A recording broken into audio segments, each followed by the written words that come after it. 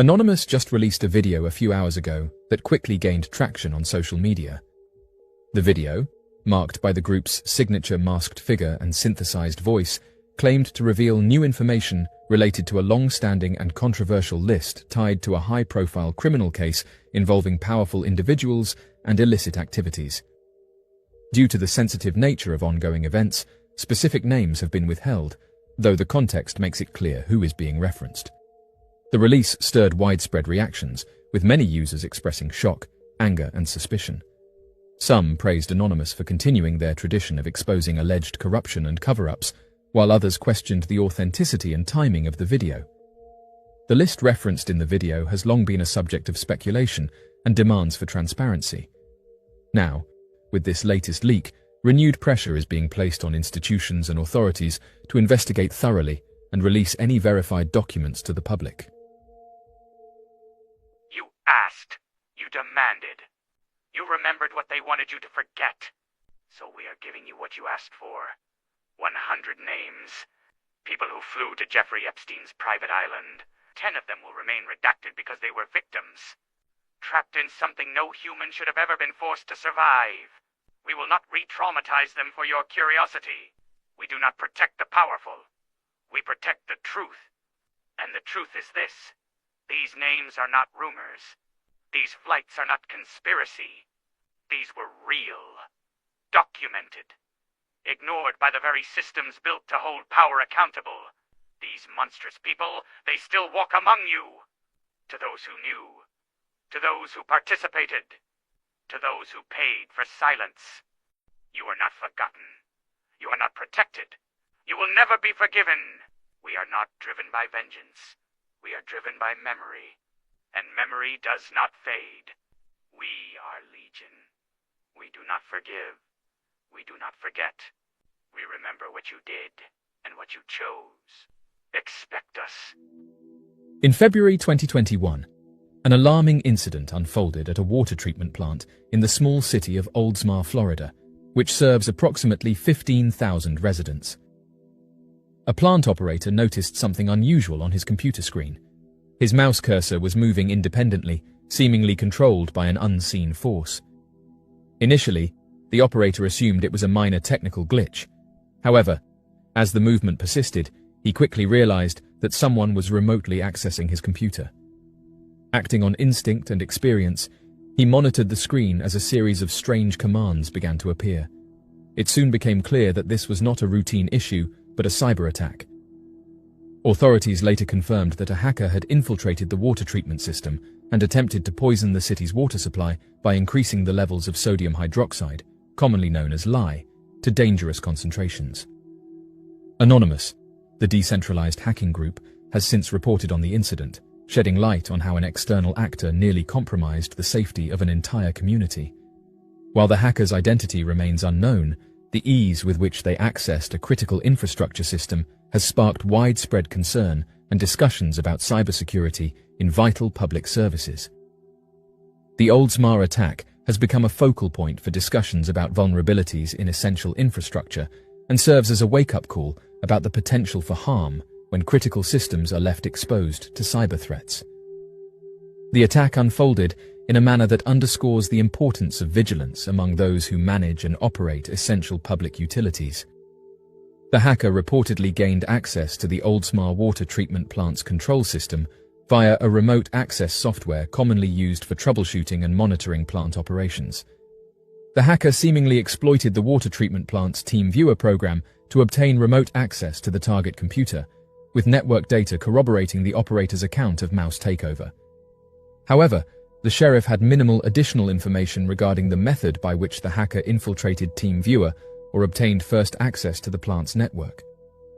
He also offered no specifics regarding how the hacker infiltrated the operational technology network, which governs physical equipment in industrial control systems and is often isolated from the internet-connected networks. They stated that the city's forensic investigators, along with the FBI and Secret Service, are pursuing such answers, saying that they want answers, and it raises concern, as they are unaware of the location of the breach and the level of sophistication of the individuals involved. Security experts have consistently recommended the segregation of IT and OT networks to enhance security, as well as restricting or preferably eliminating all internet connections from operational technology systems. However, investigators acknowledged that the plant's OT systems were externally accessible, and all evidence indicates that the attacker accessed them over the internet. They stated that there is validity in the argument that vital infrastructure elements should remain unconnected. Investigators stated that the water treatment facility had removed TeamViewer following the incident, but he was unable to provide further details regarding additional security steps implemented to eliminate the intruder's access or avert future breaches. They stated that officials have advised all government entities in the broader Tampa Bay region to assess and revise their security measures for self-protection. Despite the rare nature of Oldmar's public disclosure of a cyber-sabotage attempt on its water infrastructure, the attack it outlines is far from singular, asserts Leslie Carhart, a principal threat analyst at the industrial control system security firm Dragos.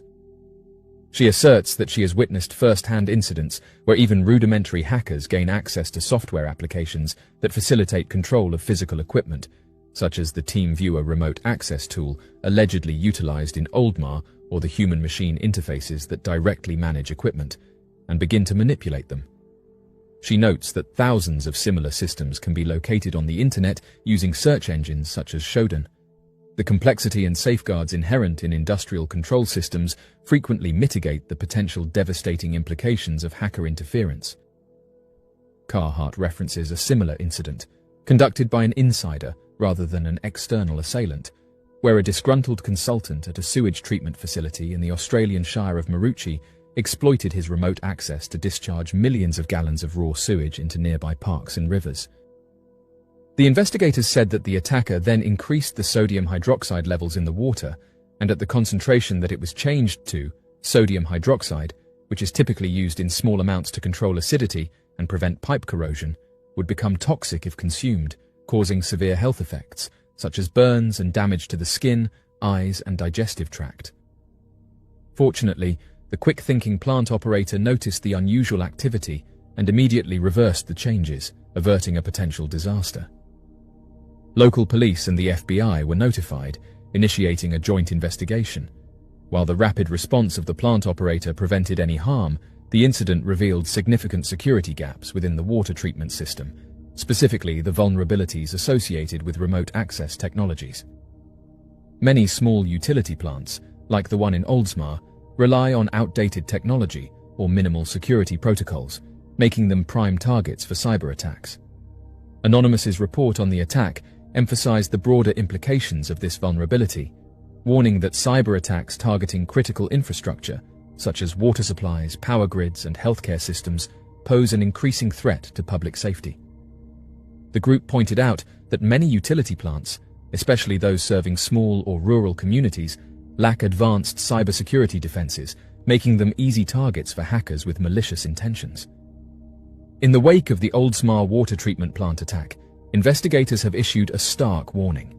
Cybercrime, particularly against critical infrastructure, is only going to increase in the coming years. As society becomes increasingly dependent on interconnected digital systems, the potential attack surfaces for cybercriminals expand. Cybersecurity experts and law enforcement officials agree that, unless substantial improvements are made to secure digital infrastructure, incidents like the one in Oldsmar could become far more frequent, with even more devastating consequences. Cybercrime has evolved rapidly in recent years, shifting from individual targeted attacks like identity theft or data breaches to sophisticated large-scale assaults on essential systems. Today, hackers have a wide array of tools at their disposal to exploit vulnerabilities in everything from healthcare networks to energy grids, and the motivations for such attacks have grown increasingly varied. While some cyber attacks are financially motivated, others are political, ideological, or simply intended to create chaos. The Oldsmar incident is a prime example of how a single attack on a small utility can have widespread repercussions, highlighting the urgent need to protect the infrastructure that underpins modern society. Investigators working on the Oldsmar case have pointed out that cybercrime is no longer limited to isolated individuals or small criminal groups. It now involves a range of actors, including state-sponsored hackers, and well-organized cybercrime syndicates. These groups often have significant resources at their disposal, allowing them to conduct prolonged and sophisticated attacks that are difficult to detect and counteract. In fact, a recent report by cybersecurity firms indicates that attacks on critical infrastructure, such as water treatment facilities, power plants, and hospitals, have increased significantly in the past 5 years. Hackers are increasingly targeting these sectors, understanding that their disruption has the potential to cause widespread fear, public safety risks, and significant financial costs. One of the driving factors behind the rise in cybercrime is the rapid expansion of the Internet of Things, which includes any internet-connected device that transmits or receives data.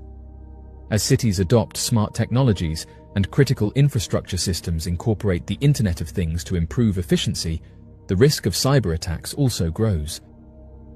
Each device represents a potential entry point for hackers, and because many of these devices are installed with minimal security features, they are highly vulnerable to exploitation.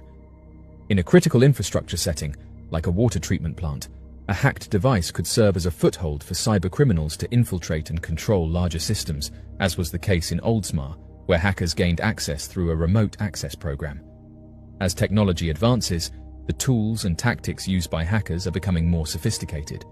Techniques such as phishing, ransomware, and social engineering have proven highly effective, even in organizations with substantial cybersecurity resources. According to investigators, attackers are now using increasingly complex methods to bypass traditional security measures. Ransomware, for instance, has become a popular tool among cybercriminals, allowing them to lock down entire networks and demand payment in exchange for returning control. If ransomware were to be deployed against critical infrastructure like a water treatment facility, it could prevent operators from making essential adjustments, potentially endangering public health. In light of these developments, cybersecurity experts are urging businesses, government agencies, and utility providers to invest heavily in cybersecurity measures. Experts agree that as the threat landscape continues to evolve, simply installing antivirus software and firewalls is no longer sufficient. To protect against cybercrime, organizations need to adopt advanced, multi-layered defense strategies. This might include implementing artificial intelligence systems that detect and respond to unusual behavior in real time, setting up encrypted networks, and mandating multi-factor authentication for all remote access to critical systems. Investigators are also highlighting the importance of regulatory action to bolster cybersecurity standards across all critical infrastructure sectors. Currently, there are limited federal mandates for cybersecurity in many industries, leaving many utility providers and essential services with outdated or insufficient protections. Some experts are advocating for comprehensive legislation that would require utility companies and critical service providers to meet specific cybersecurity benchmarks, conduct regular audits, and report incidents promptly. Given the essential nature of these services, they argue that federal oversight is necessary to ensure that all providers prioritize cybersecurity, even if doing so requires substantial investment. Public awareness of cybercrime risks is another crucial factor.